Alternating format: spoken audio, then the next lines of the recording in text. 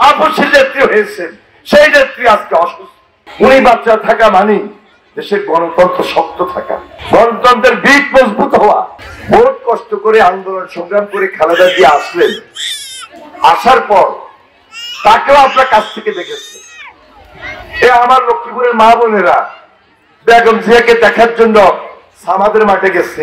দেশের নেত্রী হয়েছেন, আপসের নেত্রী হয়েছেন, সেই নেত্রী আজকে অসুস্থ, সেই নেত্রী আজকে মৃত্যুর মুখে, সেই নেত্রী আজকে মৃত্যুর সঙ্গে পাঞ্জা লড়ছে। আগেই বলেছি, চোখের পানি ফেলেছেন আপনারা, নামাজের বিছনায় বসে তার জন্য দোয়া করেছেন, খতম পড়িয়েছেন, সদকা দিয়েছেন। তুলে আবারও দোয়া করবেন, আল্লাহ যেন ওনাকে বাঁচিয়ে রাখেন।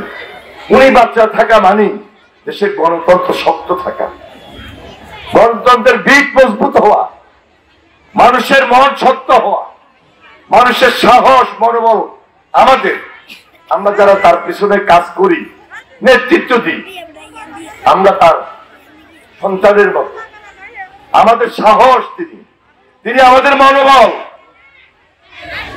আজকে কানাডা না, বাংলাদেশ, অস্ট্রেলিয়া না, কিন্তু খুব ইজ্জত সম্মানের সহিত আমার যাই আছে এই স্বনির্ভর বাংলাদেশে আমি মাথা উঁচু করে বাঁচতে চাই, সেই সুযোগ আছে।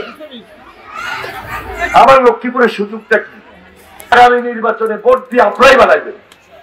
তাহলে আমি যদি তার কাছে আবদার করি যে আমার লক্ষ্মীপুরে কৃষির বাইরে অন্য কিছু হয় না, আমি একটা কৃষি ভিত্তিক অর্থনৈতিক জোন গঠন করব, 100 একর জায়গা নিব কৃষি মন্ত্রণালয়ের মাধ্যমে, সেখানে একটা পাইকারি মার্কেট থাকবে, টাকার ভাতা দিবে 1 বছর। শিক্ষিত যারা যুবক, যারা ছাত্র, যারা ছাত্রী, যারা তরুণ, যারা তরুণী